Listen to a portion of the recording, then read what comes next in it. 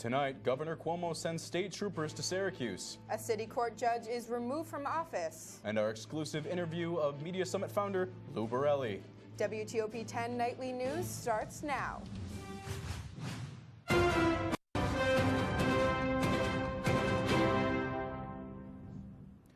Good evening and welcome to WTOP 10 Nightly News. I'm Salvatore Sperazza. And I'm Abby Buttacavoli.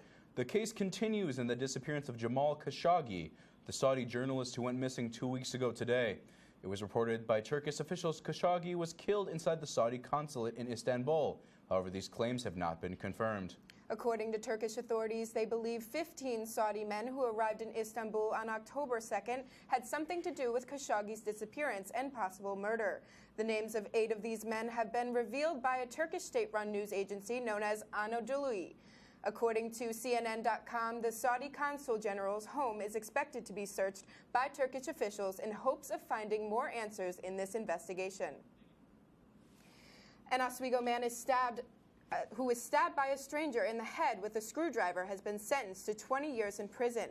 According to the district attorney's office, 34-year-old Stephen Haynes pled guilty on Monday to attempted second-degree murder in Oswego County Court.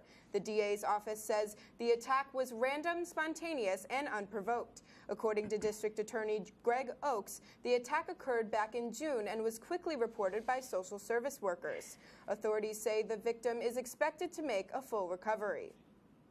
A Fairmount man is sentenced to 25 years to life in prison for 5 years' worth of child sex abuse. Prosecutor Michael Whalen says 38-year-old Christopher Tucker of 1012 Hudson Street was found guilty in June for sexual assault against a child over a 5-year period.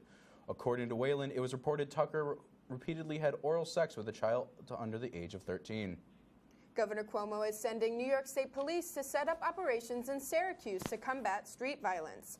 The governor says he will expand patrols and increase intelligence sharing among local law enforcement and state agencies.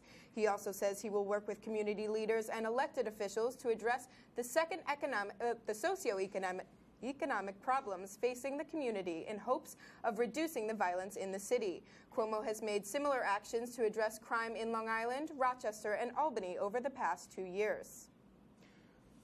SUNY Oswego is doing more to get students and locals up, active, and involved while having fun. Reporter Jacob Manroe takes a look into an annual campus event for a great cause. On October 12th, the Cooper and Glimmerglass Fitness Centers hosted the annual Great Pumpkin 5K Walk or Run. We've been doing this for about 12 years. 2 things. We are trying to kind of promote fitness, kind of get people into what's a 5K run like. A lot of these people doing a 5K run is their first one ever.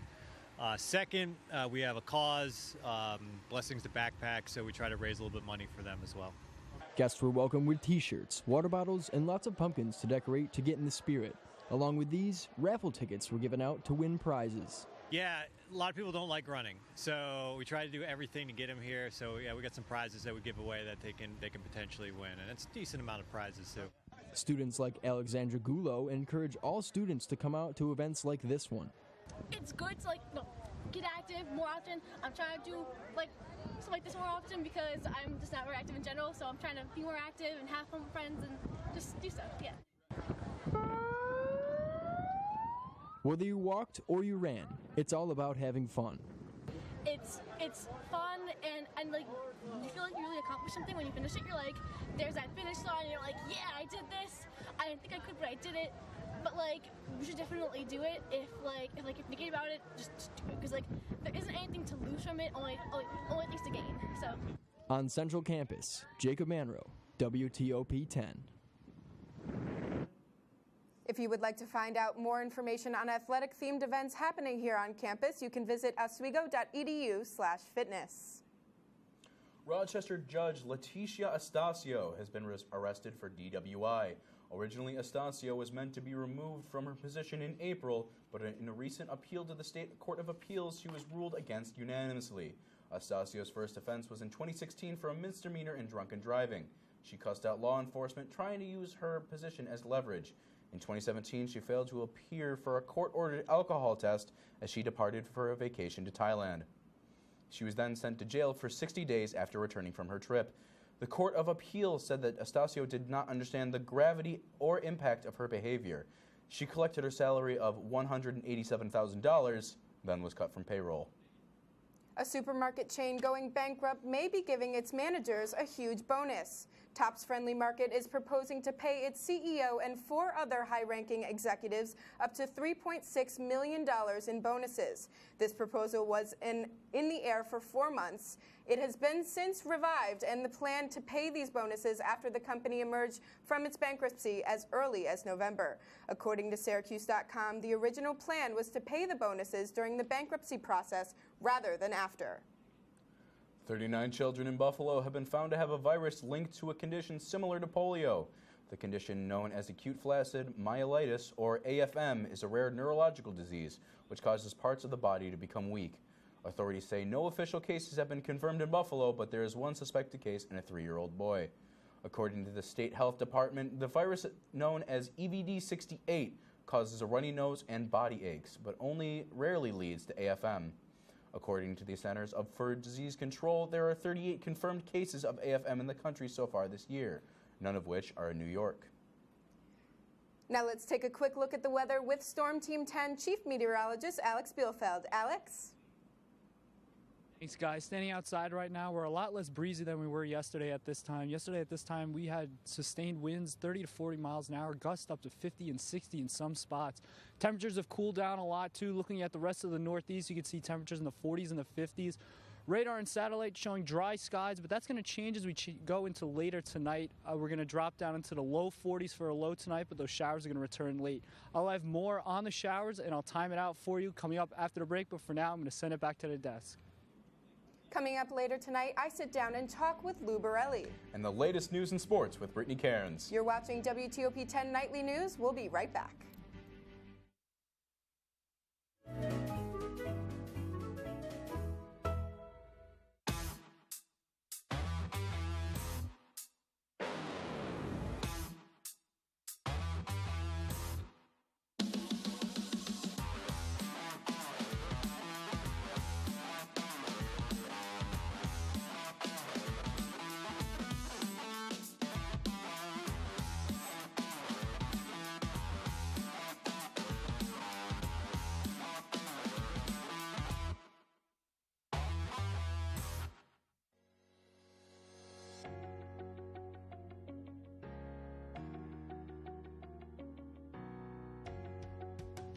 My name is Gina Iliev. I am the Health Equity Coalition's coordinator at Planned Parenthood here in Central and Western New York. I'm also Executive Masters in Public Administration here at the Maxwell School, Syracuse University. In the last couple years, you've seen a number of movements, and I'm sure you've seen all the hashtags that go along with it. I think it's really important to talk about what those hashtags mean, and then once we garner that power through those media avenues, how do we really activate people on the ground and in real life? I'm really looking forward to learning from the other panelists too, what they do. I work for a local nonprofit, and some of the other panelists are from very big corporations, and I'm really interested in how they navigate those spaces. What do those connections look like?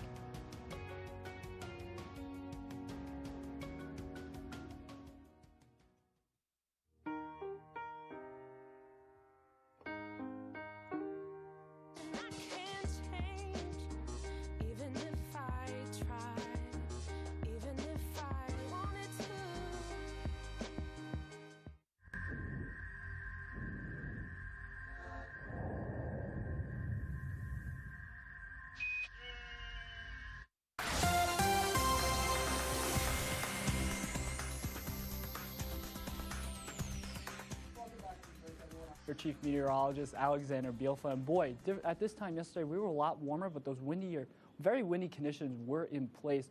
Taking a look at our current temperatures across the region, you can see temperatures in the 40s and 50s. Look at that off to the north in the Tug Hill. We're at 41 in Harrisburg. And look at, compared to yesterday, we are 5 to 10 to even 15 degrees. Look at that in Rome, 15 degrees cooler than we were at this time yesterday. We were close to 60 at this time yesterday. The winds were a big story last night, but right now they've died down significantly. Yesterday at this time, we were sustained at 30 to 40 miles an hour, gusts up to 50 and 60 miles an hour in some places. Radar and satellite is dry right now, but that is going to change as we have a disturbance off to our north and west that is going to slide east and bring us some lake effect. Yes, that's right. I said lake effect. So let's time that out for you. Tomorrow morning around 8 o'clock, bring those umbrellas and those rain jackets, as we're going to have a few scattered showers in the region. As that front passes by, yes, we are going to be talking about lake effect. And as we get into the overnight hours, look at that. Those whites and those blues are beginning to show up. Snow, mostly for the southern tier, places south of Syracuse and the higher elevations, as we're going to get close to freezing, to below freezing. And that's going to continue throughout the night on Thursday. But early Thursday morning, we're going to begin to dry out, and that is going to continue through the rest of the day Thursday. So the amount of rain that we are expecting, rain, that's right, not snow. So we could expect anywhere from a tenth to a half inch of rain for tomorrow. Snow-wise for the southern tier, you can expect a coating to maybe a trace. Nothing significant. It's just showing you that winter is knocking on the door. So for the rest of those 7 days, we can see that we do have that rain that moves in tomorrow. Look at that, our low temperature tomorrow, 32 degrees. So watch out if you're heading out. We could see some slippery spots, especially right after some rain. Any wet spots could freeze. Thursday and Friday, we will warm up, though, Friday into the 60s, breezy conditions, but an unsettled pattern for the weekend and into next week, and that unsettled pattern looks to be persistent through the week next week. Coming up after the break, we have more news and sports. You're watching WTOP 10.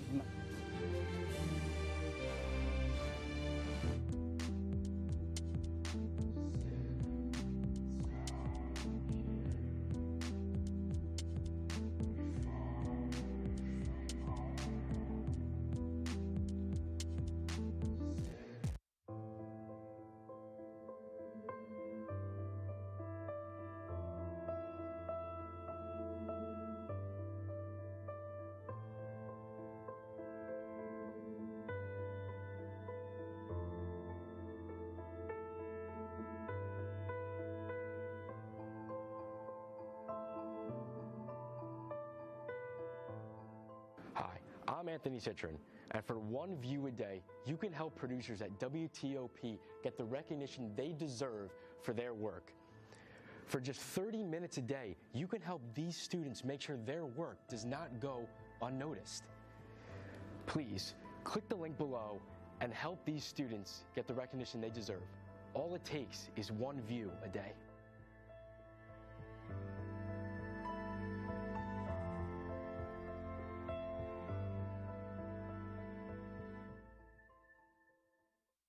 Why is my son having trouble in school? Finding lowest airfare to Istanbul. No, I'm tired of fighting with my son over his homework. Home walk restaurant. Need a review? No.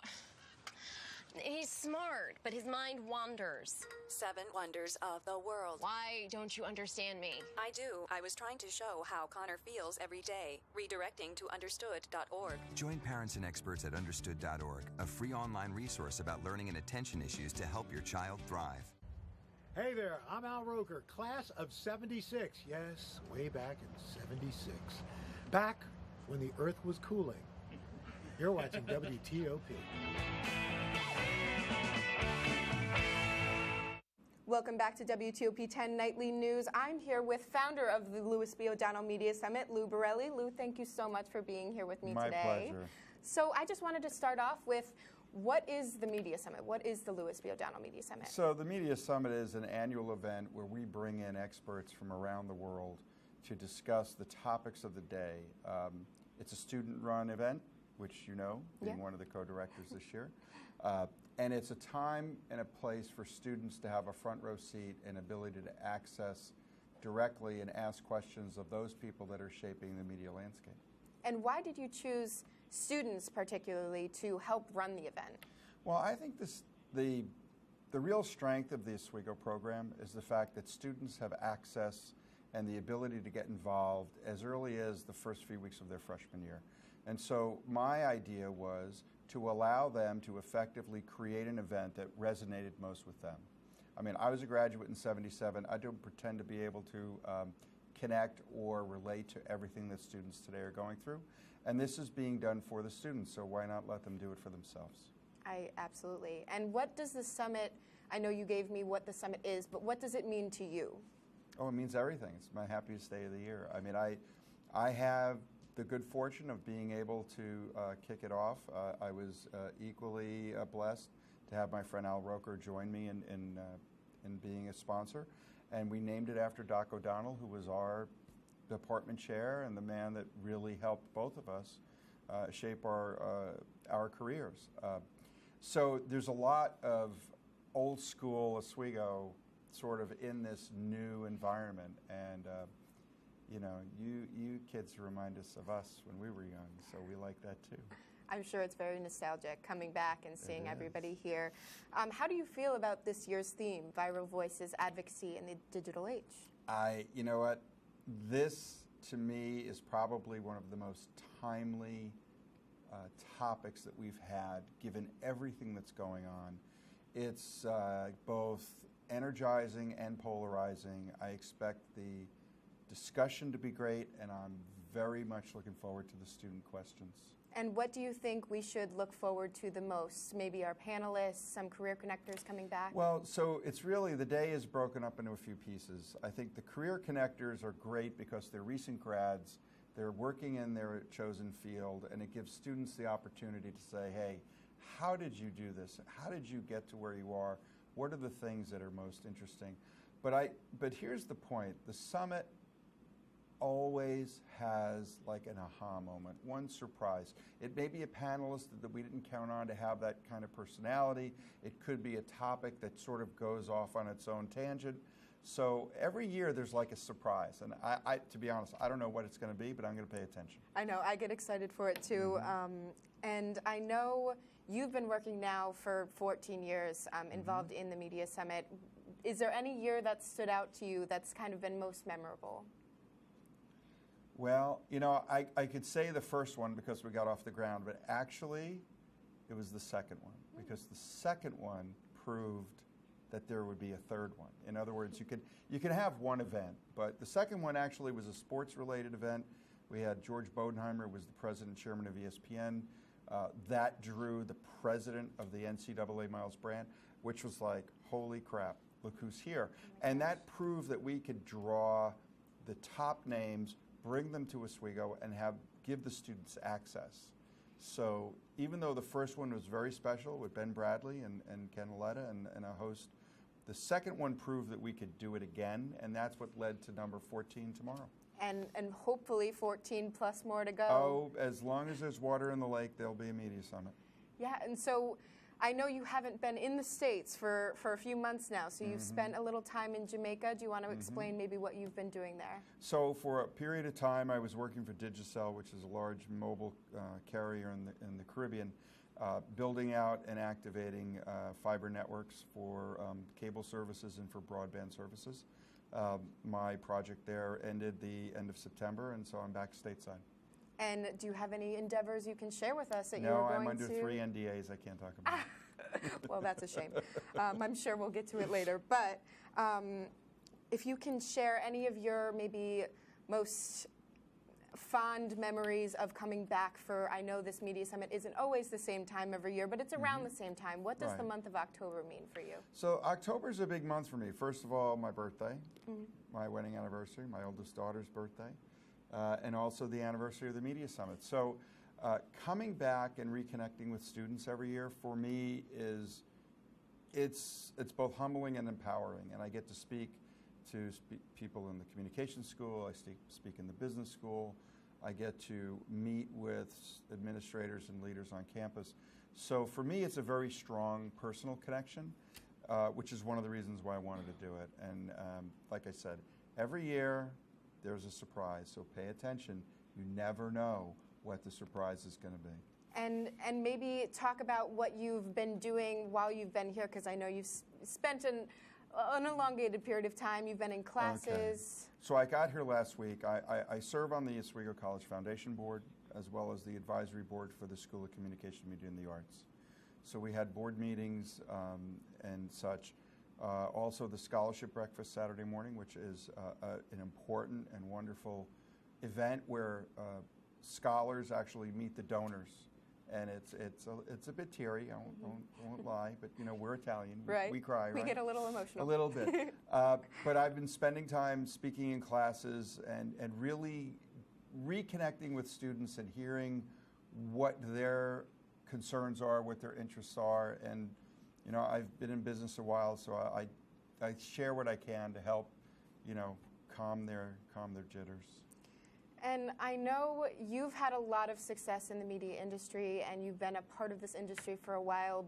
But what is one thing you would say that you're most proud of out of all of your accomplishments? This media summit. I have been fortunate to have some success, but to be candid, this is the one thing that if I had to be remembered for one thing, the media summit would be it.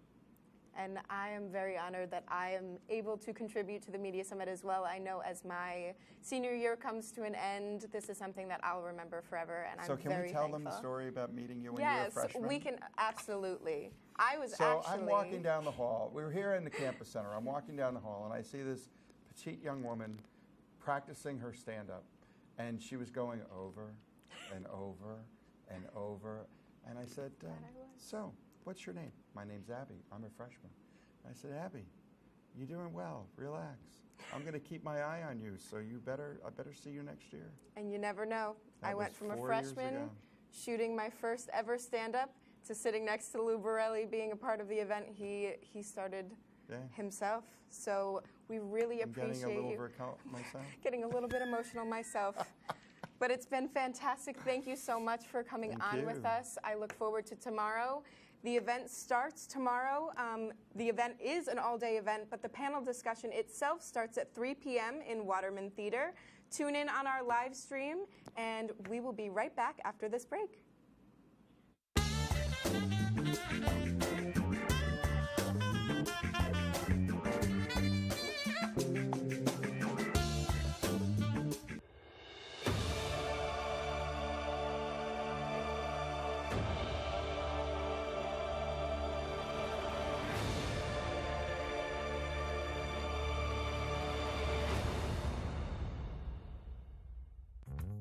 Many medicines used to treat colds and flu contain acetaminophen, a pain reliever and fever reducer found in hundreds of over-the-counter and prescription medicines. But taking too much or more than one medication containing acetaminophen per day can damage your liver. So always read the label and don't take acetaminophen if you drink 3 or more alcoholic drinks every day.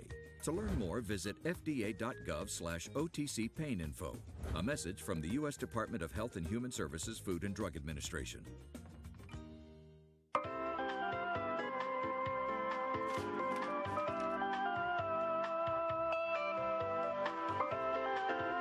Hey, bud. Hey. What? What are you doing October 17th at 2 p.m.? I don't know. What are you guys doing? Funny you should ask, because we're actually watching the Media Summit Red Carpet Show at 2 o'clock on Wednesday, October 17th on WTOP 10.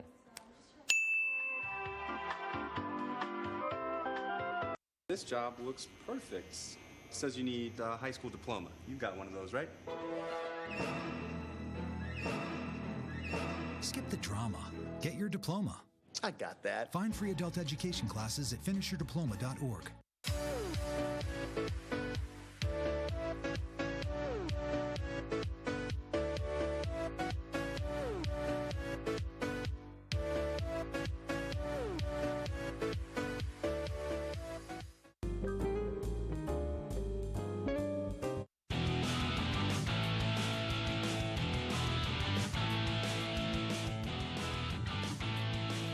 Welcome back to WTOP 10 Nightly News. I'm Brittany Cairns with your sports update.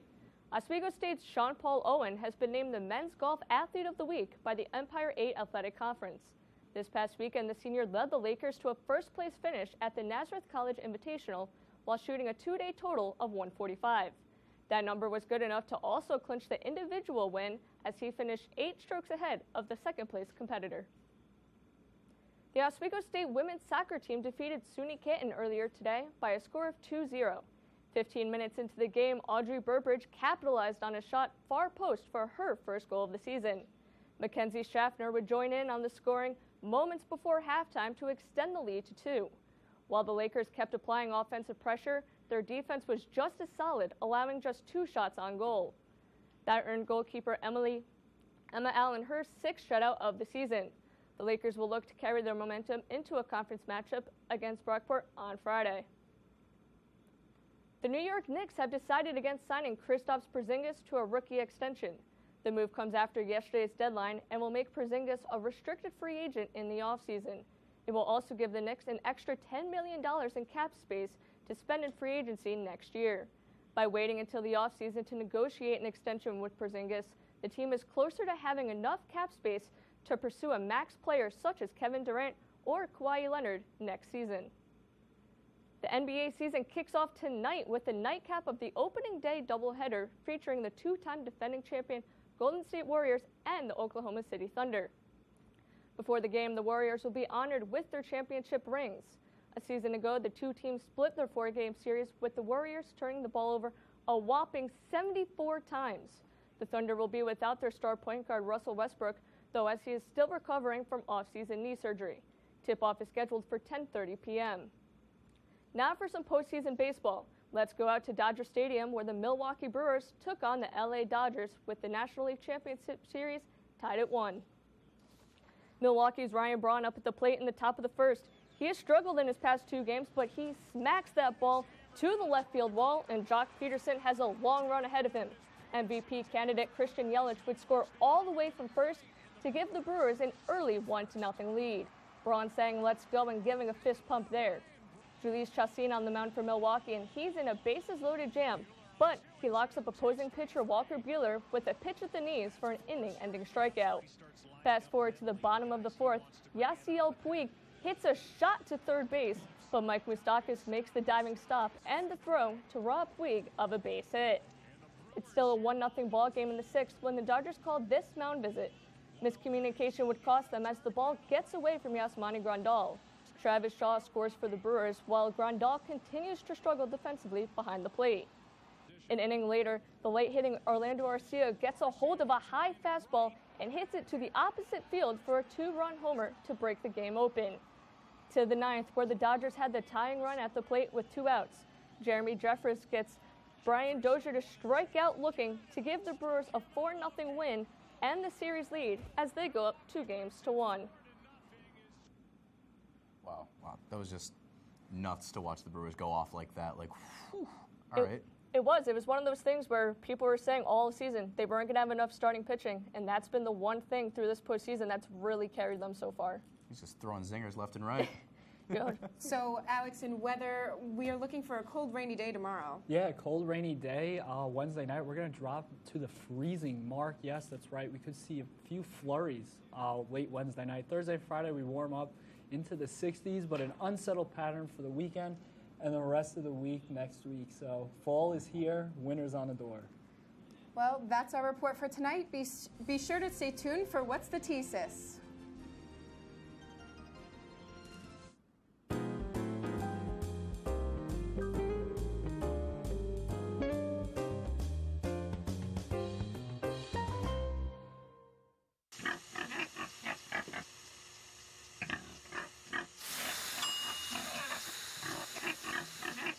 Cook foods to the right temperature using a food thermometer. 3,000 Americans will die from food poisoning this year. Check your steps at foodsafety.gov.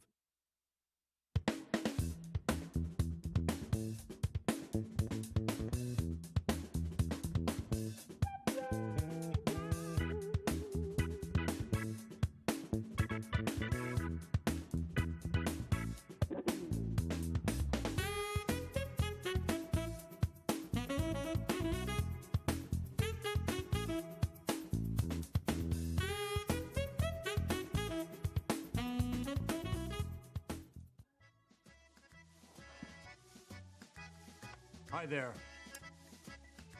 You might wonder what a famous Hollywood celebrity like me is doing reading in the dark. Is this some new sort of Hollywood method acting? No, this is quite real. Did you know that Americans use about 4 times as much energy per year as the global average? We waste energy left and right, despite the fact that the dirty fossil fuels we use to power our energy sources wreak havoc on the natural world and destroys valuable wildlife habitats. By reading with my solar-powered night vision goggles, I'm saving energy and looking sleek. You don't have to sit in the dark like Ed Begley Jr. to save the world. Fight climate change by speaking up for cleaner, smarter energy, including rooftop solar. Oh, that's way better. Oh. Do your part and find out other world-saving tips